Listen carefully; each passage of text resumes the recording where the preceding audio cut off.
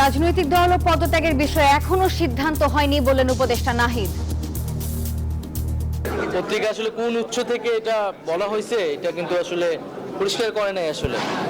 আর এই ধরনের কোনো সিদ্ধান্ত আসলে এখনো হয় নাই। এটা এরকম যদি হয় সেটা আমরা নিজেরাই এটা বলবো। আওয়ামী লীগ ও জামায়াতকে দিল্লির এক্সটেনশন বলছে নাগরিক কমিটি। আসলে মুজিববাদী আরেকটা জামাতি শক্তি আমরা চাই না। কেন চাই না? আমরা মনে করি জামাত একটা দিল্লির এক্সটেনশন, মুজিবও একটা দিল্লির এক্সটেনশন।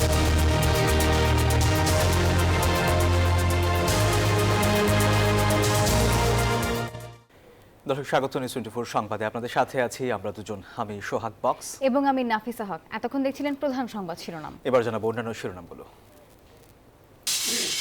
নির্বাচনী ব্যবস্থাকে যদি আমরা তৈরি করতে না পারি, কোনোভাবেই আমরা কোনো সমস্যার সমাধান করতে পারবো না। নির্বাচনী ব্যবস্থা সঠিক পথে ফেরাতে না পারলে কোনো সমস্যার সমাধান হবে না বললেন তারেক রহমান। বিএনপির 31 দফায় রয়েছে সব সংস্কার। 7 কলেজ নিয়ে জুলাই 36 বিশ্ববিদ্যালয় নামকরণের প্রস্তাব। তিতুমির কলেজের সামনে গণ অনশন, চাকরিচ্যুত পুলিশদের সড়ক অবরোধ। জুলাই গণহত্যায় 3 পুলিশ কর্মকর্তার বিরুদ্ধে গ্রেপ্তারি পরোয়ানা জারি। পুলিশের অসহযোগিতা অভিযোগ ট্রাইব্যুনালের ক্ষোভ। জোবাইরপন্থীদের 6 দিনের বিশ্ব ইজতেমা শুরু কাল। জমায়েত হচ্ছেন মুসল্লিরা। শান্তিপূর্ণ আয়োজনে প্রশাসন পুলিশের ব্যাপক প্রস্তুতি।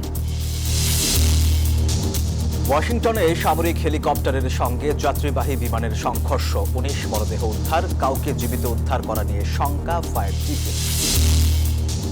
এবং রংপুরকে হারিয়ে বিপিএল এর প্লে অফের আশা বাঁচিয়ে রাখল খুলনা। শেষ 4 নিশ্চিতের মিশনে সিলেটের বিপক্ষে লড়ছে চিটাগাং।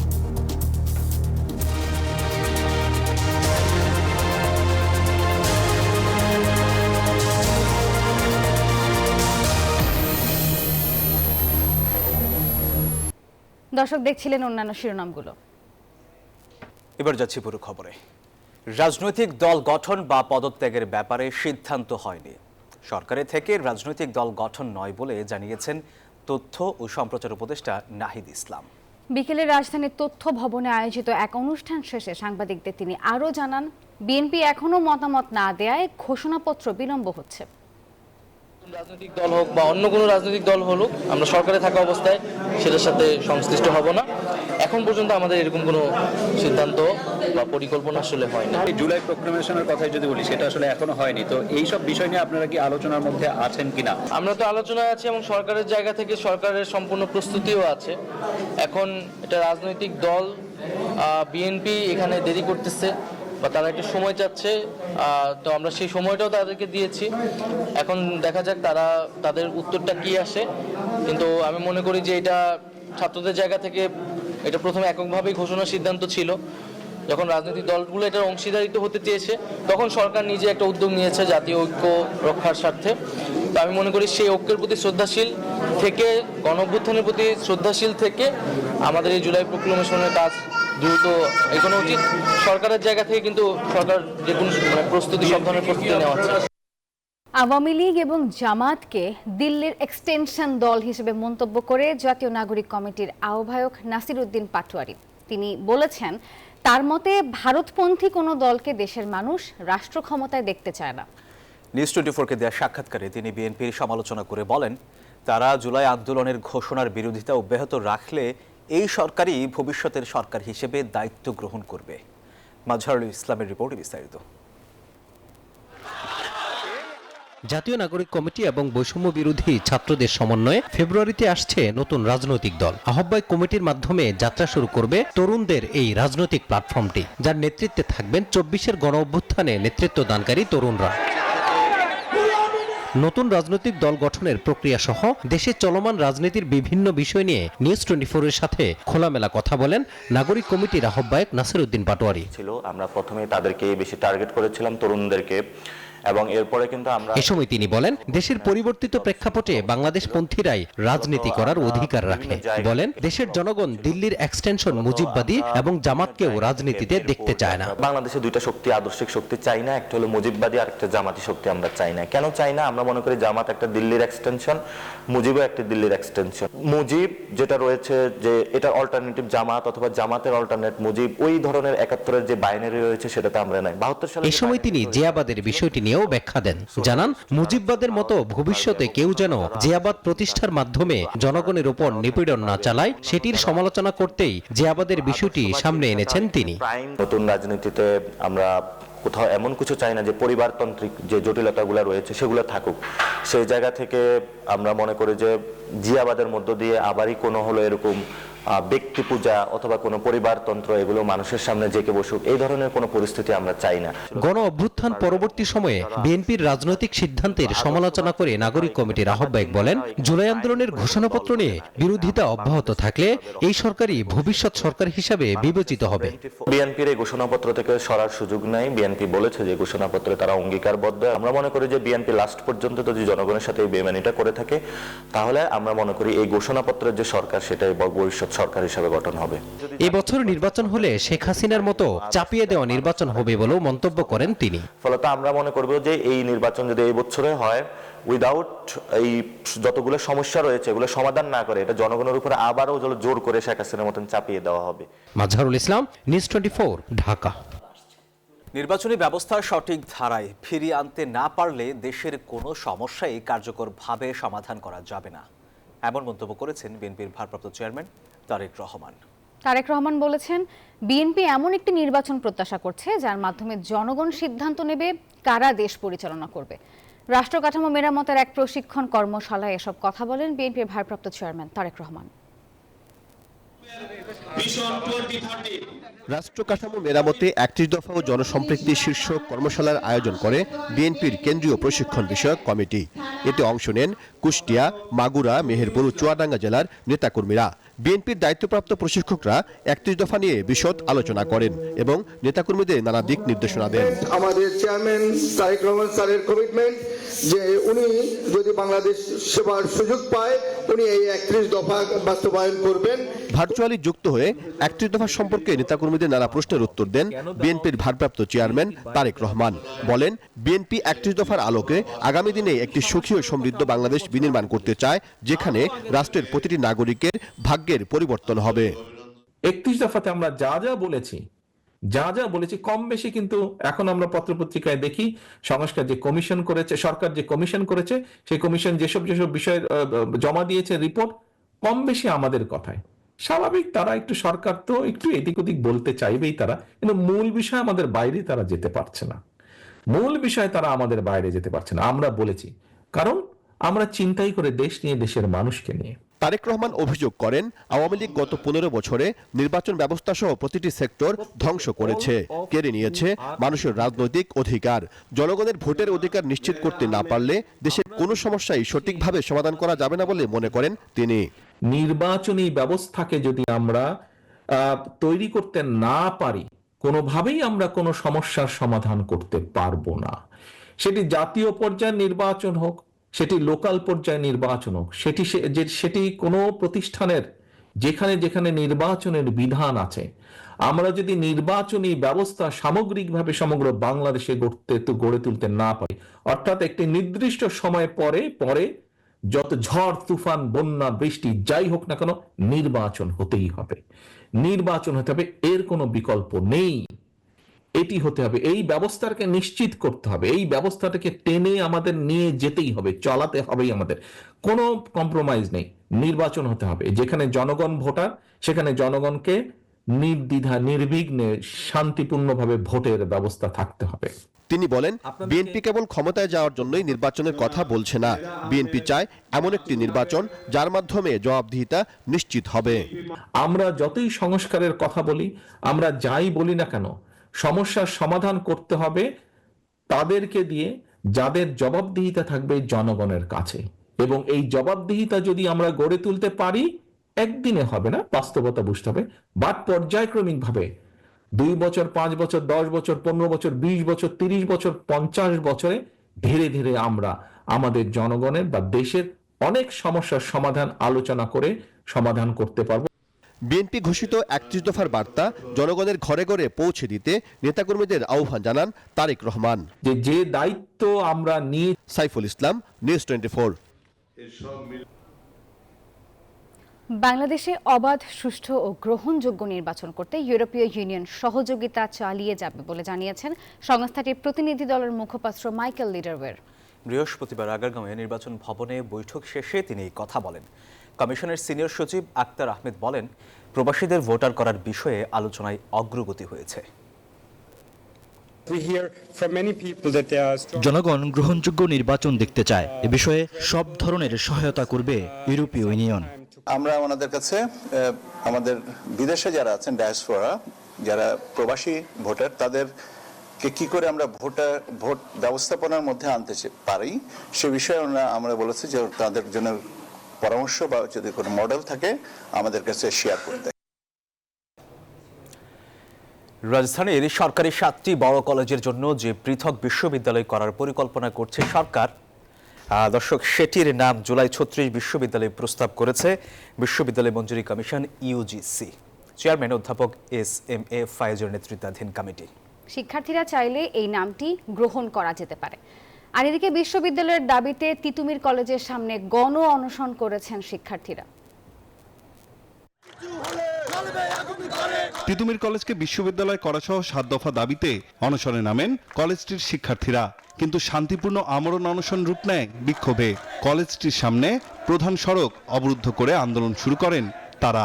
আর টানা অনশনে অসুস্থ হয়ে পড়েন কলেজটির 7 শিক্ষার্থী। শান্তিপূর্ণ অনশনকে ক্ষোভে পরিণত হওয়ার জন্য তারা দায়ী করেন শিক্ষা প্রতিষ্ঠানের প্রশাসককে। বলেন, অনশন করায় শিক্ষার্থীরা অসুস্থ হয়ে গেছে। 5 আগস্ট দেখিয়েছি আমরা জানি কিভাবে আন্দোলন করে নিজের অধিকার আদায় করে নিতে হয়। আমাদের দাবিটা না মেনে নিলে আমরা এখান থেকে যাচ্ছি না। আমাদের প্রধান দাবি তো হচ্ছে তিতুমিরকে বিশ্ববিদ্যালয় হিসেবে রূপান্তর করতে হবে।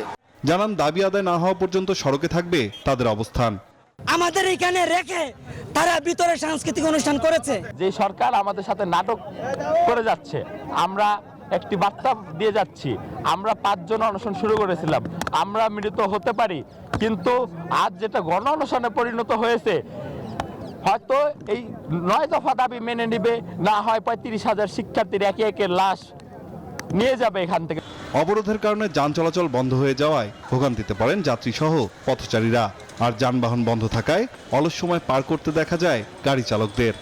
ইমার্জেন্সি কাজ আছে, এখন যেতেই হবে, তাই দৌড়ায় যাচ্ছি আর কি। এভাবে দৈনন্দিন জীবনে যেরকম আন্দোলন হতেই থাকে, তাহলে তো মানুষ কিভাবে চলাফেরা করবে? আমি 11টা থেকে বসে আছি এই জায়গায়। গরিব মানুষের কষ্ট হইতেছে, শ্রমিকের কষ্ট হইতেছে, অনেকে না খাইয়া মরতেছে।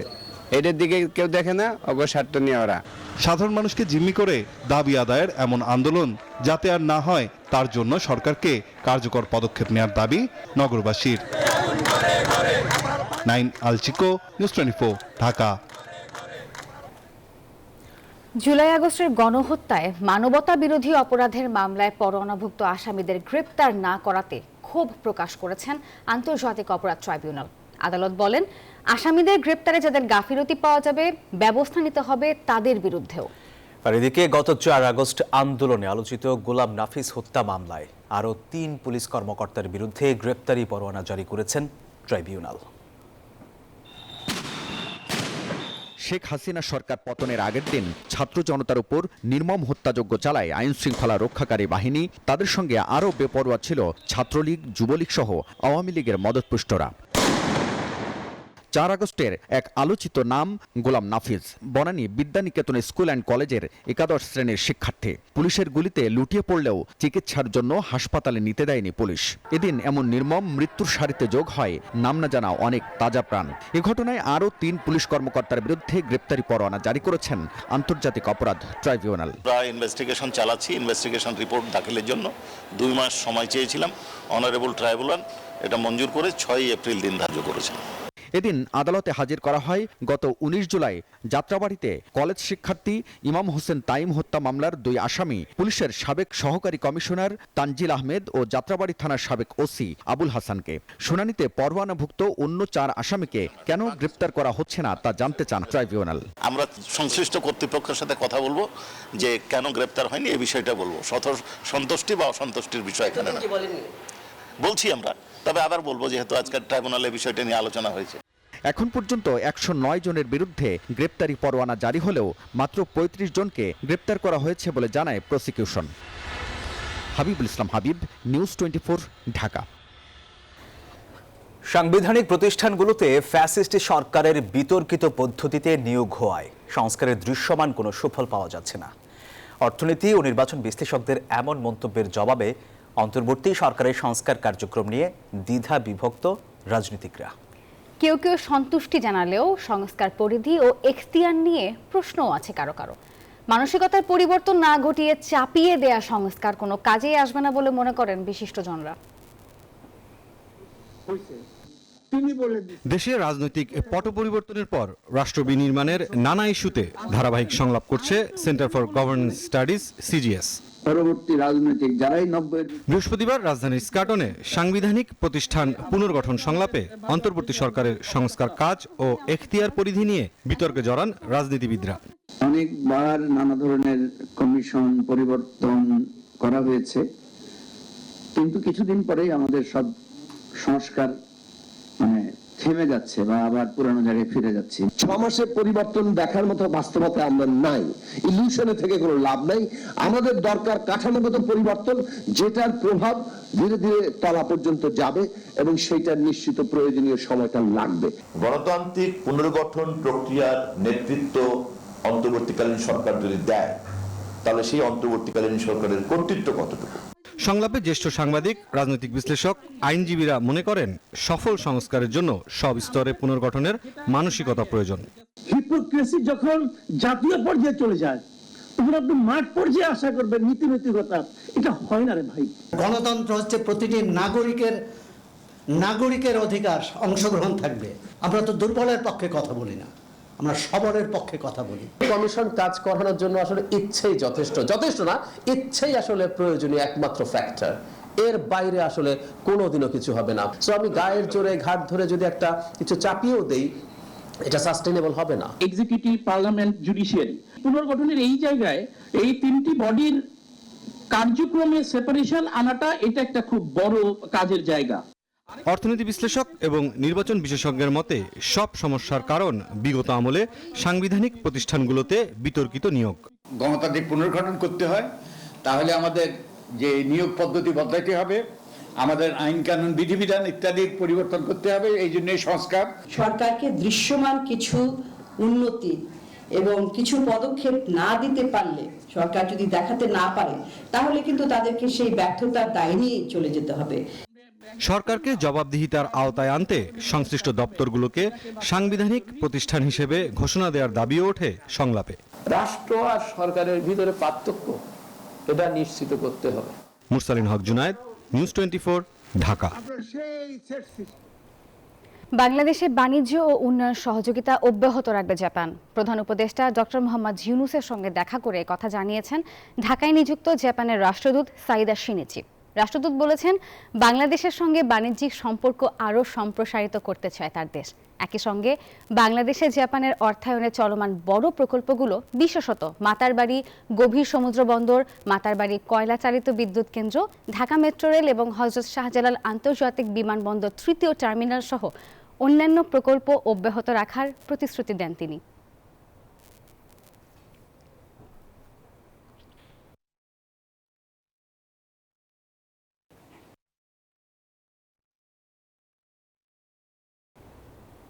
সময় হলো একটা বিরতির, সঙ্গেই থাকুন। স্বাগত আরো একবার, দেখছেন নিউজ 24 সংবাদ। ট্রান্সকম গ্রুপকে বাংলাদেশ 2.0 এর মাফিয়া হিসেবে আখ্যায়িত করেছেন আল জাজিরার অনুসন্ধানী সাংবাদিক জুলকারনাইন সায়ের।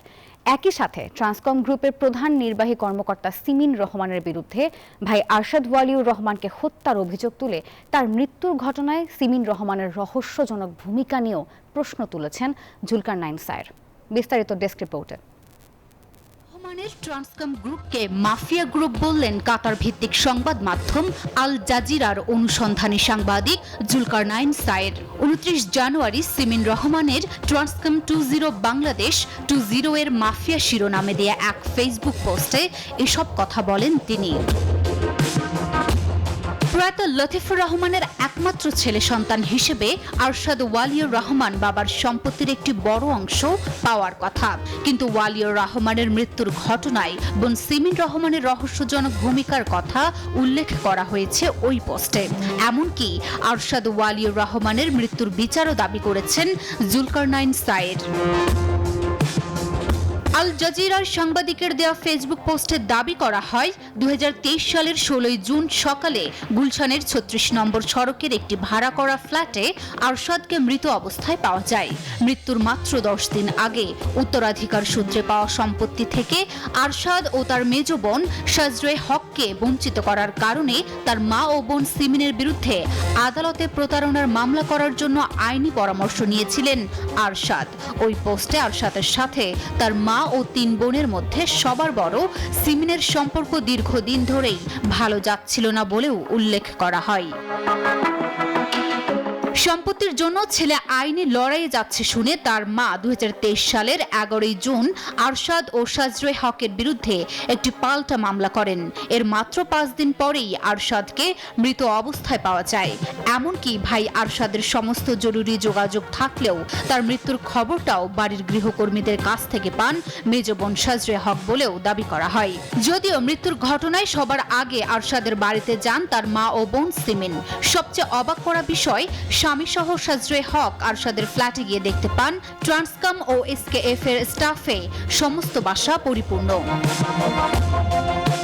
এরপর বিছানায় পড়ে থাকা আরশাদের মরদেহ নিয়ে নানা জল্পনার কথাও তুলে ধরেন এই অনুসন্ধানী সাংবাদিক। সাজরে হক আরশাদকে তার বিছানায় শোয়া অবস্থায় পেলেও সে সময় আরশাদের 2 হাত প্রসারিত ছিল। এমনকি মৃত আরশাদের শরীর খুব ঠান্ডা হয়ে গিয়েছিল উল্লেখ করে তার মৃত্যু মাত্র কয়েক মিনিট আগে ঘটে বলেও ধারণা করা হয়। তার আঙ্গুল ও পায়ের নখেও কালো দাগ দেখা যাচ্ছিল। এরপর থেকে ঘটনা আরো রহস্যজনক হতে শুরু করে। আরশাদের মৃত্যু নিয়ে ময়না তদন্ত ছাড়াই দাফন থেকে শুরু করে হাসপাতালে নেওয়ার বিভিন্ন ধাপে বোন সিমিন রহমানের ভূমিকা নিয়েও জোরালো সন্দেহ প্রকাশ করেছেন জুলকারনাইন সায়ের। সেদিনের পুরো ঘটনা প্রবাহ স্বাভাবিক কিনা সে বিষয়েও প্রশ্ন তুলেছেন তিনি। ভাইয়ের মৃত্যুকে সন্দেহজনক মনে করে গুলশান থানায় একটি মামলাও দায়ের করেন বোন সাজরে হক, কিন্তু সেই মামলার এফআইআর এ উল্লেখিত 11 জন অভিযুক্তের কাউকেই জিজ্ঞাসাবাদ না করে মামলার চূড়ান্ত প্রতিবেদন দেওয়া হয়েছে বলেও জানান আল জাজিরার এই সাংবাদিক। আরশাদের মৃত্যুর মাত্র 40 দিনেরও কম সময়ের মধ্যে ছেলে জারাইফ আয়াতের জন্য জমকালো এক বিয়ের আয়োজন করেন সিমিন রহমান। ভাইয়ের জন্য 40 দিনের শোকের সময়টুকু পর্যন্ত অপেক্ষা না করায় আরশাদের মৃত্যুতে তার অবস্থান নিয়ে আবারও প্রশ্ন তুলেছেন আল জাজিরার এই সাংবাদিক। Desk report, news 24। আবারও বিরতি নিচ্ছি, সাথেই থাকুন। আবারও স্বাগত নিউজ 24 সংবাদে। এবারে জানিয়ে দিব অর্থ বাণিজ্য সংবাদ।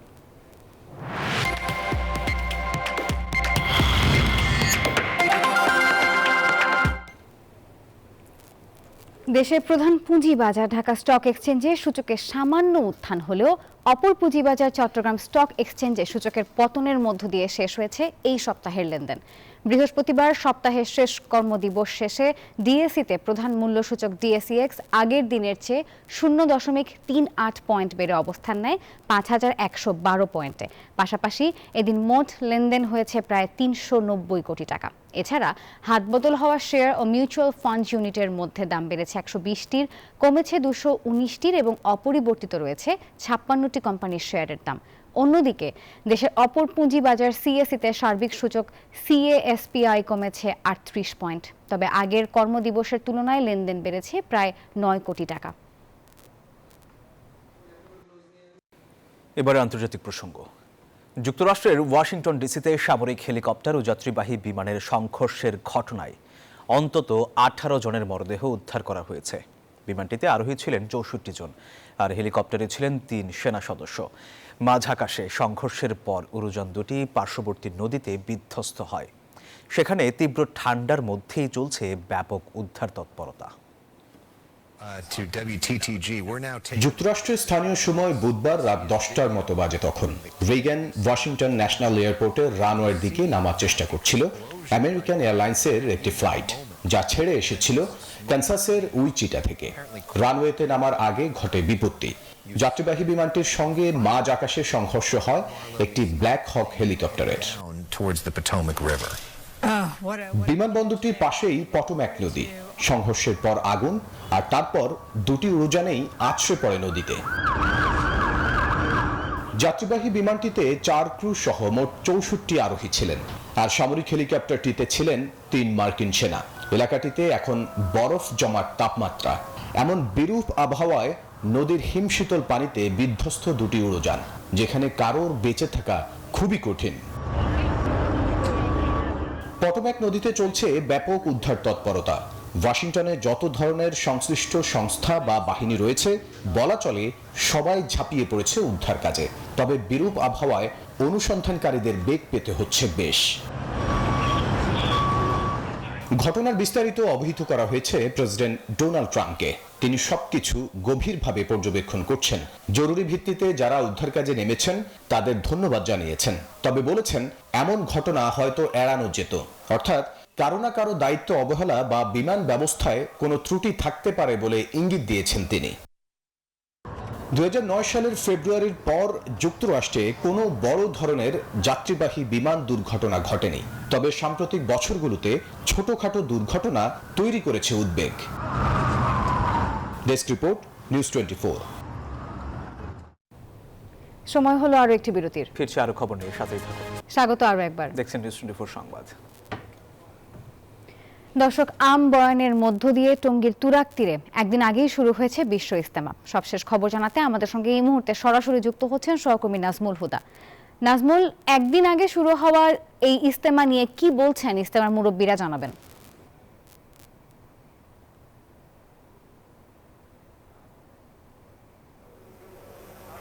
ধন্যবাদ আপনাকে। আপনি যেমনটি বলছেন, ঠিক মাগরিবের নামাজের পরে ঠিক 6:30টায় কিন্তু আমবায়ন শুরু হয়েছে, এবং যেহেতু বলা হচ্ছিল যে শুক্রবার থেকেই আসলে শুরু হবে, কিন্তু আজকে মাগরিবের পর থেকেই কিন্তু মূল আনুষ্ঠানিকতা শুরু হয়েছে এবং লাখো ধর্মপ্রাণ মুসলমানরা কিন্তু আসতে শুরু করেছে। এবং আমরা যদি দেখাই যে ধর্মপ্রাণ মুসলমানরা কিন্তু আসতে শুরু করেছে, এবং টঙ্গী তুরাগ নদীর তীরে আমবায়নের মধ্য দিয়ে কিন্তু মুসলিম বিশ্বের দ্বিতীয় বৃহৎ জমায়েত বিশ্ব ইজতেমা শুরু হয়েছে। যেহেতু মাগরিবের নামাজে পরে আজকেই কিন্তু শুরু হয়েছে, এবং আমরা দেখেছি যে লাখো ধর্মপ্রাণ মুসলমানরা আসতে শুরু করেছে। এবং আমরা যদি এখানকার যে মিডিয়ার সমন্বয়ক হাবিবুল্লাহ রায়হানের সাথে একটু কথা বলতে চাই, সাথে যে আপনাদের আনুষ্ঠানিকতা একদিন আগেই কেন শুরু হলো, কারণটা কি? মূল বিষয়টি হলো, আসলে আমাদের আনুষ্ঠানিকতা শুক্রবার দিনই শুরু হয়েছে। একটু বিষয়টা ক্লিয়ার করতে চাচ্ছি। আমাদের ইংরেজিতে আমাদের তারিখের অথবা দিনের পরিবর্তনটা হয় রাত 12টার পর থেকে, কিন্তু আরবিতে এটার পরিবর্তন হয় মাগরিবের ওয়াক্তর পরপর, অর্থাৎ যখন সূর্যাস্ত হয় তখনই। অর্থাৎ আজ বৃহস্পতিবার মাগরিবের নামাজের পরপর শুক্রবার দিন আরবি হিসাবে শুরু হয়ে গিয়েছে। এবং টঙ্গী 58তম বিশ্ব ইজতেমার প্রথম ধাপ ভারতের মাওলানা ইব্রাহিম দেওলা সাহেবের আম বয়ানের মধ্য দিয়ে ইতিমধ্যে শুরু হয়ে গিয়েছে।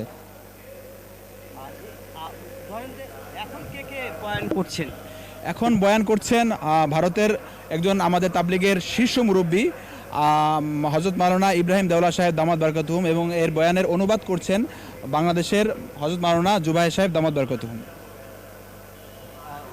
যে তিনি আসলে বলছিলেন, এবং যেহেতু একদিন আগের কথাই বলছেন, এবং আমরা দেখেছি যে ধর্মপ্রাণ মুসলমানরা, অর্থাৎ টঙ্গী আশুলিয়া মহাসড়ক এবং ঢাকা ময়মনসিংহ মহাসড়ক, এই সড়ক দিয়ে কিন্তু ধর্মপ্রাণ মুসলমানরা কিন্তু দলে দলে তারা বিশ্ব ইজতেমায় প্রথম পর্বে তারা অংশ নেওয়ার জন্য কিন্তু তারা আসছে। এই ছিল বিশ্ব ইজতেমার সর্বশেষ খবর। ফিরে যাচ্ছি স্টুডিওতে। নাজমুল, আপনাকে ধন্যবাদ। এবার জানাবো খেলা সংবাদ। বিপিএল এর কোয়ালিফায়ার নিশ্চিত করার লড়াইয়ে হোঁচট খেল রংপুর রাইডার্স। খুলনা টাইগার্সের কাছে নুরুল হাসান সোহানদের হার 46 রানে। খুলনার হয়ে অপরাজিত 111 রানের দুর্দান্ত ইনিংস খেলেন ওপেনার মোহাম্মদ নাইম। তানজিদ তামিমকে টপকে তিনি এখন সর্বোচ্চ রানের মালিক। মিরপুরের টস জিতে ব্যাটিং শুরু করে খুলনা। বড় বাউন্ডারি হাঁকিয়ে অধিনায়ক মেহেদী মিরাজ আগে থেকেই আভাস দেন বড় সংগ্রহের। 21 রান করে রংপুর অলরাউন্ডার শেখ মাহিদির বলে আউট হন মিরাজ। এরপর ম্যাচের সব আলো কেড়ে নেন আরেক ওপেনার মোহাম্মদ নাইম। 4 ছক্কার ফুলঝুরি ছুটিয়েছেন এই বাহাতি ব্যাটার। 7 বাউন্ডারি আর 8 ছক্কায় অপরাজিত থাকেন 111 রানে। এই ইনিংসের মাধ্যমে তিনি তানজিদ তামিমকে টপকে বিপিএল এর চলতি মৌসুমের সর্বোচ্চ রান সংগ্রহকারী হয়ে ওঠেন। দলের সংগ্রহ দাঁড়ায় 220 রানে।